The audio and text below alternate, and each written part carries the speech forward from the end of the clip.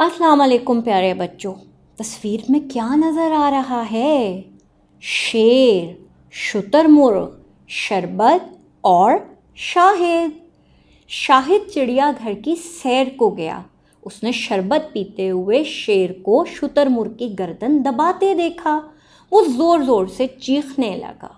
جی بچوں، شاہد، شربت، شیر، شتر مرغ، یہ وہ الفاظ ہیں جن کے شروع میں آواز ایک جیسی سنائی دے رہی ہے، اور وہ آواز ہے ش کی آواز۔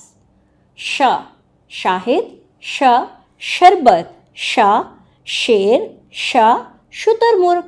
اور یہ جو ش ہے یہ آواز ہے حروف تہجی کے رکن شین کی، اور یہ رہا شین۔ آپ کو پتہ چل گیا ہوگا کہ شین بھائی ہے سین کا، لیکن فرق کیا ہے؟ شین کے اوپر 3 نقطے پائے جاتے ہیں۔ اب آپ غور سے اپنے ارد گرد کی چیزوں کو دیکھیے اور بتائیے کہ ش سے کیا کوئی اور چیز بنتی ہے؟ اور چلتے چلتے شین کا پیغام: شرارتوں سے دوسروں کو نقصان نہ پہنچائیں، اور ذرا سوچیں شیر کو جنگل کا بادشاہ کیوں کہا جاتا ہے؟